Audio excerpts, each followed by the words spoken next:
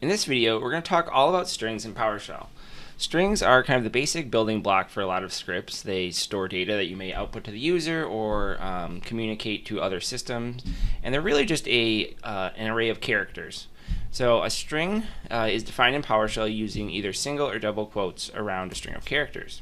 So if I were to execute this, you'll see that here is my string is output. If I were to call getMember on this string, what you'll see is that all strings inside .NET processes are actually system.strings.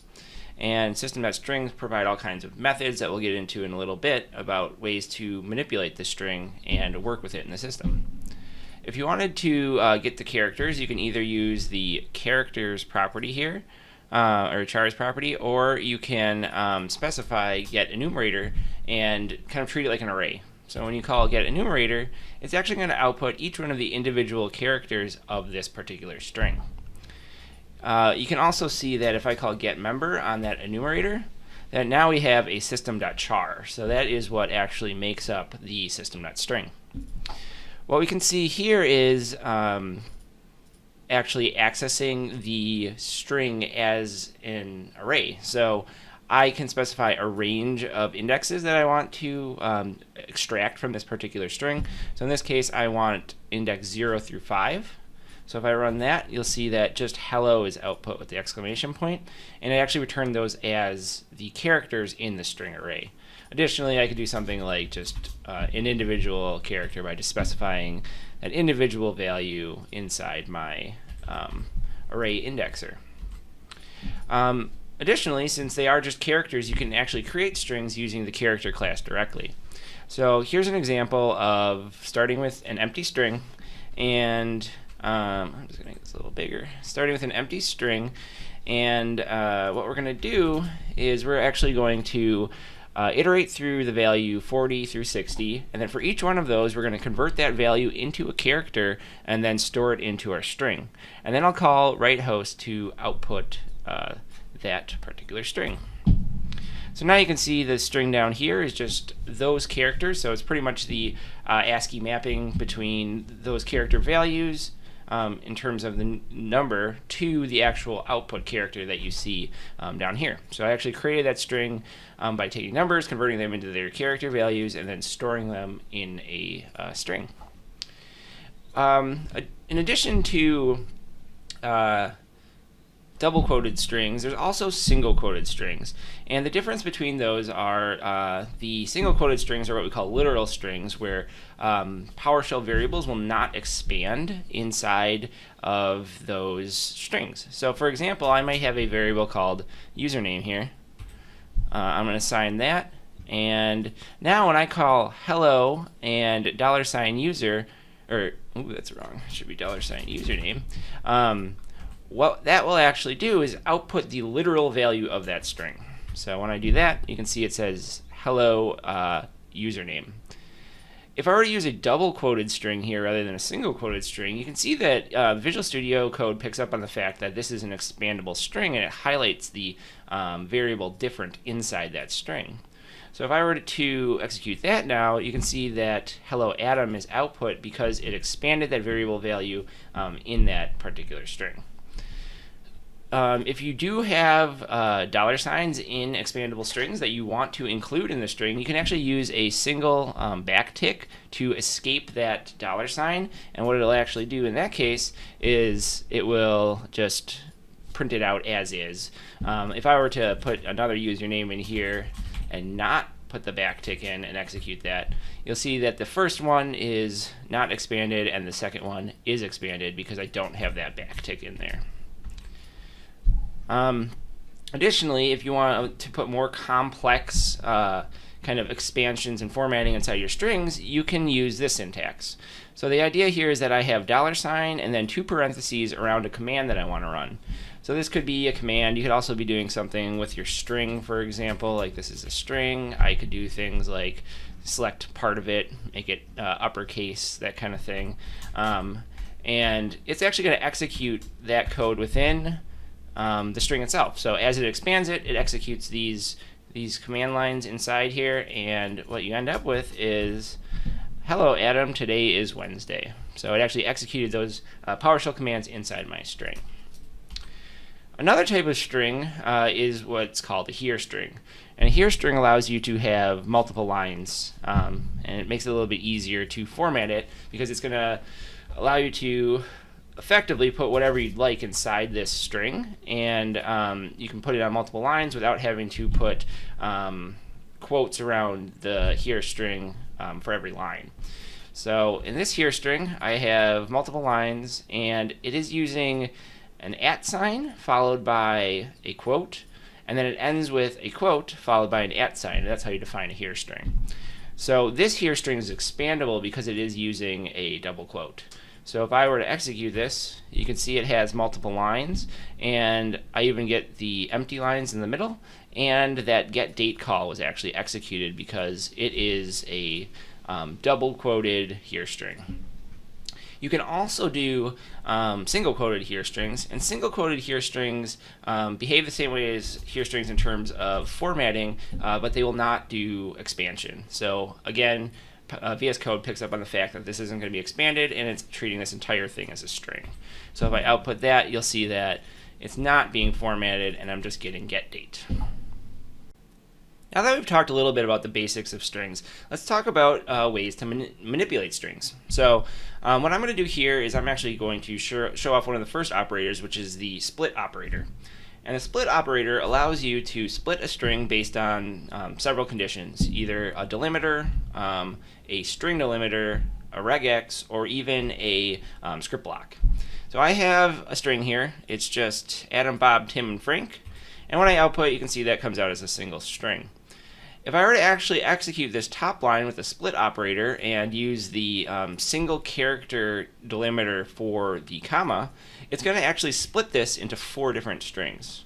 So you can see that the delimiter is now removed, and this comes out as 4 strings.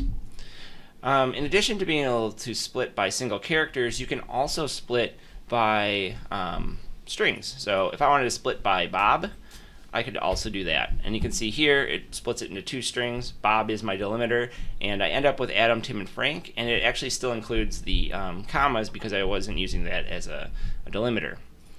Next, you can also split by regex. So in this case, I'm going to be splitting by word, so that's what that regex specifies.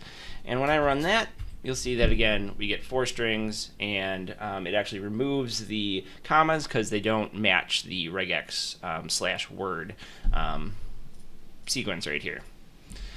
The final way to use the split operator is actually to use a script block. So it is actually going to run through each character in this array and call your script block.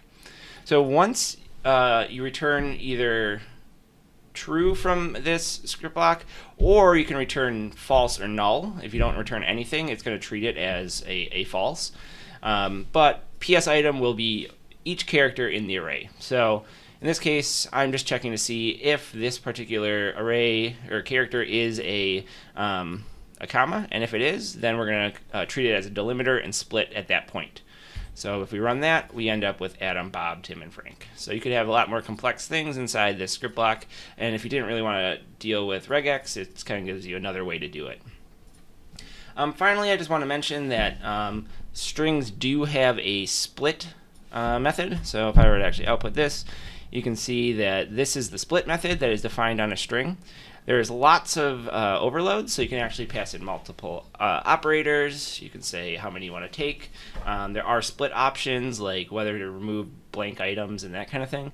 But then you can just call it like any other .NET method you'd call on an object. Now that we looked at how to split strings, let's look at how to put them back together. So if I have an array of strings, you can see here I have Adam, Bob, Tim, and Frank. I can use the join operator to join them with a particular delimiter. So in this case, it's just going to do the opposite of the split operator, and I end up with a single string with a comma as the delimiter. If you want to just join a bunch of strings together, you actually can put the join operator at the beginning of the array, and it's just going to join them, and it's not going to use a delimiter at all. So if I just do this, you'll see that I get Adam, Bob, Tim, and Frank, and they are just joined together without any character in between them. Finally, there is string join, and string join is the .NET method that you can call to join strings together.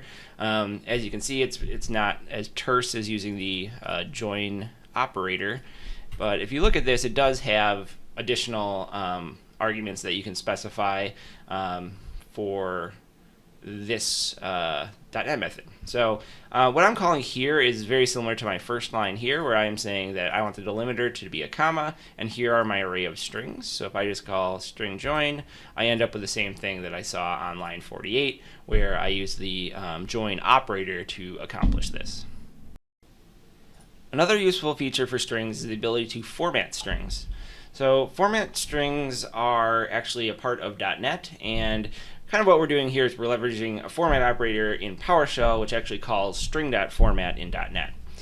So the way that formatting works is you actually use these two squiggly braces around an index, and that index is coming from the array of things passed in on the right side of the format operator.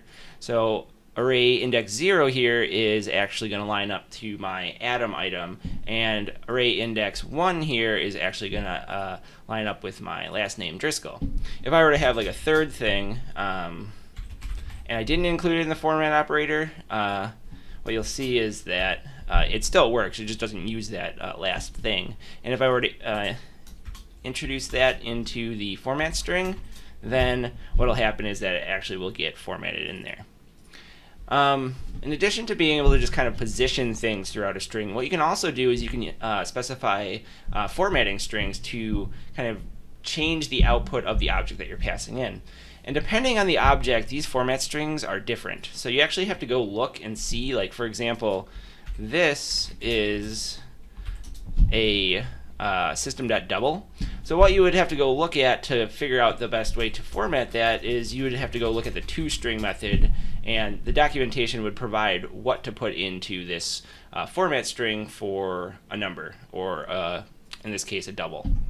So one format string that you could do, for example, is you can specify kind of the number of places that you want for your double to show. So on line 55 here, what I'm actually saying is like, this is the first item that I want to format, and here's the format string that I want to use to format that item with.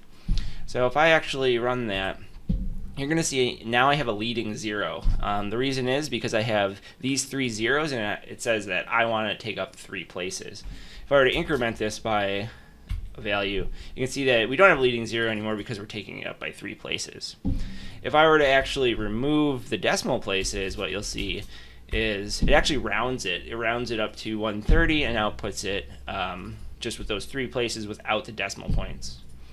There are other cool formatting things built in, like for example, if you use the C format, what that's actually going to do is take this double and turn it into a currency. So in this case, it turned it into $29.99, and it put the little $sign in front of it. And that will actually, depending on your cultural settings on your machine, it should format it based on that. So you should see a different $sign potentially if you're running this. You can also do kind of more complex formatting, especially with dates. Dates have all kinds of crazy things that you can do. In this case, I'm actually specifying the date parts that I want to output. So I'm going to say D, M, Y, Y, Y. And what that will do is it will put it in day, month, year for the current date that I just passed in. This is similar to something like this, where we call string.format. I think that's really what this is just doing under the hood. And it's going to format the string like that. In addition to being able to format strings with a format string, you can also call toString and pass in the format there. So for example, if I were to call toString on my getDate call, and I called that, you'll see that it outputs the same thing. And there's lots of built-in formats. I think it's either O. O is the ISO format, and that includes the full date and time and the time zone that this machine is running in. Similar to joining strings, another way to kind of put strings together is with concatenation. And by default, concatenation is pretty easy. You can just use this plus equals to combine strings together. So I'm effectively adding those two strings together and producing a new string. since strings are immutable, which means that when you modify them, it actually produces a new string, this is actually taking two strings and producing a third string. So that's fine for like small scenarios like this, where I'm just kind of putting two strings together. But we'll see in a second why this could be slow. So on line 67 here, there's actually a string.concat that will actually concatenate two strings together and kind of produce the same thing that these lines up here produce. So when you're doing a plus equals, like I said, it's creating a new string for every operation, which is fine if you're doing like two operations here. You're not going to notice it. But let's look at this, for example, where I have a string and I'm adding 50,000 items to it. So I'm just creating 50,000 new strings effectively. And when I run that, you'll see that it takes a couple seconds for this to actually go through and execute. So it took 4.2 seconds about to go through 50,000 items, which is pretty slow. I mean, especially if you were processing tons of AD objects or something like that and putting together big strings for reports or something, you could effectively get to 50,000 pretty easily. So one way to achieve some performance improvements in your scripts would be to use a string builder. So what string builder does is it actually doesn't create a new string every operation. It has methods like append format, append line. I actually have an entire video on kind of using strings and string builder for performance. But in this case, what I'm going to do is I'm actually going to loop 100,000 times, so not 50,000 like I did before. And instead of calling this plus equals like I did on the string, I'm going to call append on the string builder. So now when I run that, you'll see that this takes 1.6 seconds. So we're many magnitudes more than the previous command, but it actually took less time to produce the same string, or a larger string, really. So that's one way you can improve performance of string manipulation in your scripts. In addition to the built-in operators, strings also have a lot of methods on them that you can use in your scripts, and we'll look at a couple of those here. So if you actually were to call getMember on a string, you'll be able to see all these members. I'm not going to cover every single one of them, but I'll show off some of the more useful ones right here. So first of all, contains is a good one. I'll show you why this is good in a sec when we look at comparing strings. But contains will actually check to see if that character or string is part of this string. So I run this. Obviously, it's true. I could also do something like this to see if that string is in there, which it is. One thing to note is contains is case sensitive, so if you actually run this where I don't have an uppercase M, that's actually going to return false.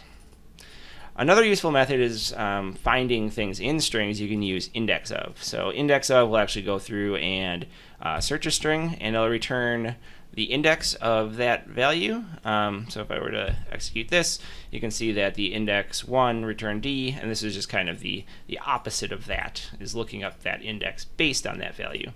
Again, you can do things like this, where you put in strings that you're searching for, and if you put in a string that doesn't exist, you're going to get -1. That just means that it was not found within the string.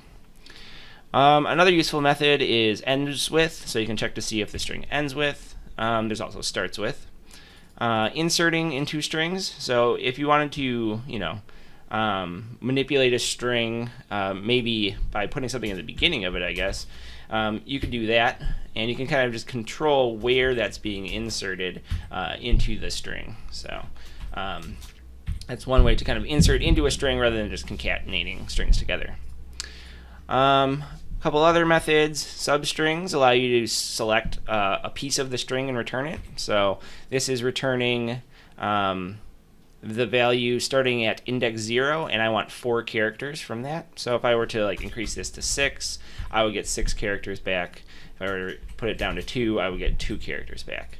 You can also move around in the string. So this is actually going from the 4th index, and I am selecting 3 characters from there. And you can see we got that. And if you don't use the second parameter of substring, it will just return everything starting at that index. So you can see I skipped the first 5 characters and returned the rest of the string. Do note you have to be a little careful here. You're going to get exceptions if you try to take too much from a string. So you can see that this is actually outside of the string because the string is just not that long. There are two other useful methods, especially if you want to combine them with contains, is to upper and to lower. So you can do that, and it just takes the entire string and does to upper and to lower. There's trimming, so if you have lots of white space, this can be a problem sometimes for like passwords that are being entered and stuff like that. You can call trim to trim off white space on either end. And the opposite of trim is pad, so in this case I want to pad left 10 characters, and you'll see that the string moves over 10 characters.